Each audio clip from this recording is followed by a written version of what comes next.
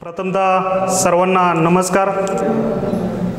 15 August 1947 रोजी आपला देश स्वतंत्र झाला आणि हे स्वातंत्र्य मिळवण्यासाठी ज्या हुतात्म्यांनी बलिदान दिलं त्या हुतात्म्यांना मी प्रथमतः अभिवादन करतो।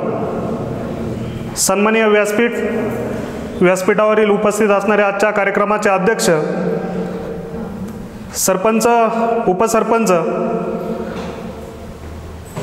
सर्वच ग्रामस्थ बंधू आणि भगिनींनो आणि मित्रांनो, 15 ऑगस्ट 1947 रोजी आपला देश स्वतंत्र झाला। मी प्रथमतः तुम्हाला सर्वांना 15 ऑगस्ट दिनाच्या शुभेच्छा देतो।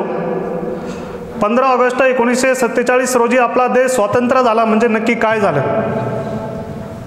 स्वातंत्र्य झाला, परंतु आज जर आपण पाहायला गेलं तर पाठीमागच्या हुतात्म्यांनी आपल्या देशासाठी जे बलिदान दिलं त्या गोष्टीचा आपण मनामध्ये कुठेतरी अवलंब करतोय का, ह्या गोष्टीचा सुद्धा सर कुठेतरी आपण विचार केला पाहिजे।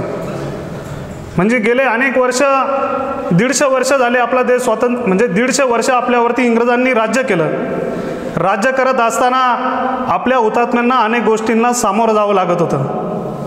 मग महात्मा गांधी असतील, हुतात्मा राजगुरू असतील, सुखदेव असतील, यासारख्या नेत्यांनी बलिदान दिलं। हे बलिदान कशासाठी दिलं? तर आपण ज्या इंग्रजांच्या तावडीमध्ये अडकलेलो होतो, आपल्यावरती त्यांनी अनेक प्रकारचं जुलूम केले होते, ह्या जुलमामधून बाहेर पडण्यासाठी आपल्या नेत्यांनी त्यांना कठोर प्रकारे चळवळ उभी केली गेली आणि ह्या चळवळीतनं आपला देश स्वतंत्र झाला।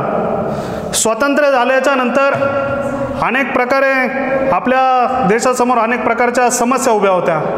मग स्त्री समानता असेल, आज जर पाहायला गेलं तर आपण आज म्हणतो, आज सावित्रीबाई फुले असेल किंवा महात्मा ज्योतिबा फुले असेल, यांनी स्त्रीच्या शिक्षणासाठी त्यांच्या भगिनीचं मंगळसूत्र हे गहाण ठेवून मुलींना कशा प्रकारे शिक्षण भेटेल यासाठी त्यांनी प्रयत्न केले गेले आणि हे प्रयत्न करत असताना माझी कुठेतरी मुलगी शिकली पाहिजे, ह्या भावनेमधून आजच्या स्त्रियांना शिक्षणाचा चांगल्या प्रकारचा उपयोग होत आहे। नाहीतर पाठीमागच्या काळामध्ये पाहायला गेलं तर स्त्रीला पती गेल्याच्या नंतर सती जाण्याची पद्धत होती, ही पद्धत बंद झाली आणि स्त्रीला चांगल्या प्रकारची वागणूक भेटायला लागली।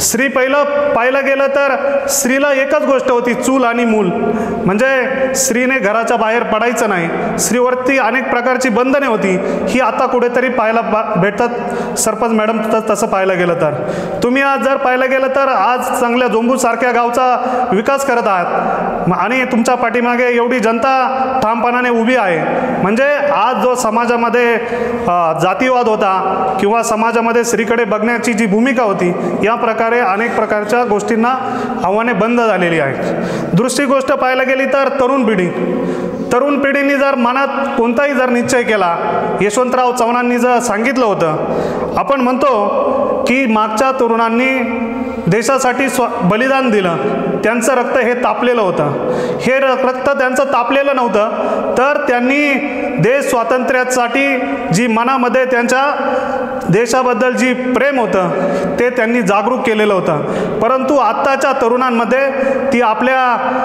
तरुणांमध्ये देशाचं प्रेम हे कमी झालेलं आहे, अनेक गोष्टींकडे हे प्रेम भंग झालेलं आहे। त्यामुळे आजच्या तरुणांना देशामध्ये कोणत्या गोष्टी चालतात याकडे लक्ष देण्यासाठी उत्साहिक नसतात, नको त्या गोष्टीमध्ये तरुणांचं लक्ष लागलेलं असतं। परंतु तरुणांनी एक जर गोष्ट हातात घेतली की यशवंतराव चव्हाण म्हणतात की विधायक आणि विचाराची स्वप्न जर साकार करायची असतील तर ती कृत्य करावी लागतात, ती नुसतं मेंदूमध्ये ठेवून चालत नाही, ती आपण अंमलात आणावी लागतात। म्हणजे तरुणांमध्ये एवढी ताकद आहे की जर आपण एखाद्या गोष्टीचा जर न्याय करायचा असेल तर ते तरुण आजच्या देशाचं भवितव्य म्हणून तरुणांकडे पाहिलं जातं। आणि म्हणून मी माझ्या पुढं बसलेल्या तरुणांना एक सांगू इच्छितो, तुम्ही चांगल्या प्रकारचं शिक्षण घ्या। इंग्रजांनी आपल्याला ज्या प्रकारे शिक्षण दिलं ती शिक्षण पद्धत पाहायला गेली तर ही एक अतिशय चुकीच्या प्रकारची शिक्षण पद्धती होती. सर आज जर पाहायला गेलं तर ती शिक्षण पद्धती पुढं अवलंबत चाललेली आहे. आपण कुणाच्या तरी ओझ्याखाली वागत असतो आणि ती शिक्षण पद्धती आपण अवलंबत असतो. मी रात्री 3 Idiots पिक्चर पाहत होतो, तर 3 Idiots पिक्चरमध्ये एक जर मला जाणवलं गेलं की मुलं जन्मता येताच आपले आईवडील ठरवत असतात काय आपल्या मुलांना मला डॉक्टर व्हायचं आहे, इंजिनियर करायचं आहे, परंतु ते मूल जन्माला आल्याच्या नंतर आपण त्याच्यामध्ये कोणत्या प्रकारची गुण आहेत ह्या प्रकारला आपण त्याला प्रोत्साहन दिलं पाहिजे. ह्या गोष्टीतनं काय होतं, मुलांवरती कोणत्याही प्रकारचा दबाव राहत नाही आणि हा दबाव न राहिल्यामुळे मुलं चांगल्या प्रकारे घडले जातात. म्हणजे आपण आपली मुलं जन्माला आल्याच्या नंतर त्यांचे गुण त्यांचं एक प्रकारचं आपण स्टडी केला पाहिजे की आपल्या मुलामध्ये कोणत्या प्रकारचे गुण आहेत, त्याच्या गुणांना आपण वाव दिला पाहिजे. ही आत्ताच्या आईवडिलांना माझी एक सांगणं आहे की आपण आपल्या मुलांचे गुण ओळखा आणि त्यांना त्या विषयामध्ये पुढे नेण्याचा प्रयत्न करा. नक्कीच तरुण पिढी ही आपल्या भारताचं भविष्य उज्ज्वल केल्याशिवाय राहणार नाही. आता पाहायला गेलं तर राजकारणामध्ये लोकशाही आपण म्हणतो कुठंतरी संपुष्टात येत चाललेली आहे. ही लोकशाही जर संपुष्टात येत चालली असेल तर ह्या गोष्टीला सुद्धा आपण कुठंतरी कारणीभूत आहोत. काय झाले, प्रत्येकाला वाटतं का हा पक्ष माझा, तो पक्ष माझा, परंतु नेमकं आपल्या ह्या गोष्टीमध्ये कोणत्या याच्यामध्ये आपण लक्ष दिलं पाहिजे ह्या गोष्टीचं आपल्याकडं गांभीर्याने लक्ष नाही आहे. म्हणजे 370 सारखा कलम असेल, ह्या गोष्टीमुळे समाजाला कोणत्या प्रकारचे तोटे होतात किंवा समान नागरी कायदा काय असेल ह्या गोष्टीमध्ये सुद्धा आपण बारकाईने लक्ष देत नाही.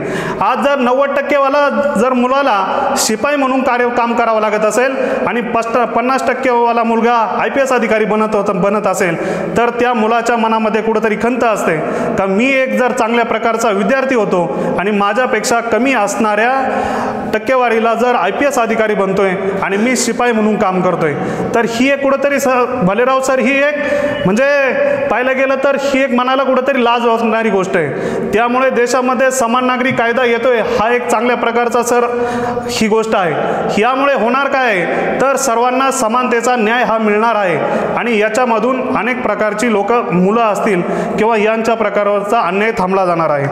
दुसरी गोष्ट आहे जातीयवाद. जातीयवाद म्हणजे नक्की काय, शिवाजी महाराजांच्या काळात शिवाजी महाराजांनी 18 पगड जातीचे मावळे एकत्र घेतले आणि स्वराज्य निर्माण केलं. परंतु आताच्या राजकारण्यांना करायचं काय, हा माझा पक्ष मोठा करायचा, माझी घराणेशाही टिकवायची आणि ही घराणेशाही टिकवत असताना माझ्या 7 पिढ्या कशा बसून खातील हेच एवढं कार्य करत असं राहायचे. म्हणजे ह्या गोष्टीला एक कुठंतरी बंधन मिळालं पाहिजे. त्यानंतर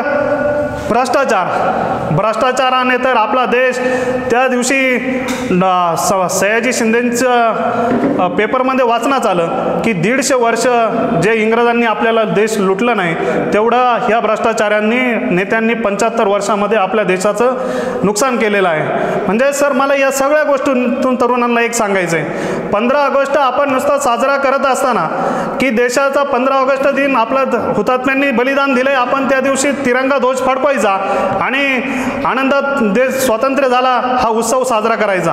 परंतु मला एक वाटतं का आपण हा देश स्वातंत्र्य होत असताना त्या मागची जी कारणं पाहायला गेली, स्वातंत्र्यपूर्वीचा काळ आणि आता स्वातंत्र्यानंतरचा काळ यामध्ये किती प्रकारे बदल झालेले आहेत या प्रकारे आपण सर्वांनी एक लक्षात घेतलं पाहिजे. पाठीमागच्या काळामध्ये महात्मा गांधीजींनी सांगितलं होतं खेड्याकडे चला, परंतु आत्ताच्या तरुणांचं लक्ष फक्त म्हणजे सिटीकडे चला असं हे मला एक सांगायचं आहे तरुणांनी. जर तरुणांनी मनात आणलं तर आपण ग्रामीण भागामध्ये चांगल्या प्रकारचे उद्योजक बनू शकतो आणि कोणत्याही प्रकारचा व्यवसाय हा खेड्यामध्ये चांगल्या प्रकारे करू शकतो हे आपण सिटीमधल्या लोकांना दाखवून देऊ शकतो. म्हणजे एक आहे का तरुणांना ग्रामीण भागामध्ये सुद्धा चांगल्या प्रकारचा आपण पाहतो आता मोठमोठे राजकारणी लोक असतील किंवा उद्योजक असतील हे ग्रामीण भागामध्ये येऊन जागा घेतात, मोठ्या प्रकारचे उद्योग उभे नोकऱ्या करतात आणि त्याचमधून चांगल्या प्रकारचा पैसा कमवतात। परंतु तरुणांचं लक्ष आज पाहायला गेलं तर 10-15 हजाराच्या नोकरीकडे आहे। म्हणजे आज जर पाहायला गेलं तर खूप प्रकारचा हा असा सगळा गोंधळ होऊन बसलेला आहे। जाता जाता मी तुम्हाला एकच सांगेल का ज्या प्रकारे लोकमान्य टिळकांनी सांगितलं होतं स्वराज्य हा माझा जन्मसिद्ध हक्क आहे, हा तो मी मिळवणारच। या प्रकारे आपण सर्वांनी तरुणांनी एक वज्रमुठ करायची आहे का माझा देश स्वातंत्र्य झाला आणि त्यानंतर देशामध्ये आज कशा प्रकारे भ्रष्टाचार असेल, जातीवाद असेल, स्त्रीवरती कोणत्या प्रकारचा अन्याय होत असेल, ही थांबवण्याची ताकद फक्त तरुणांमध्येच आहे आणि तरुणच हा देश बदलू शकतो। एवढंच बोलतो आणि मी माझे भाषण थांबवतो। जय हिंद, जय महाराष्ट्र।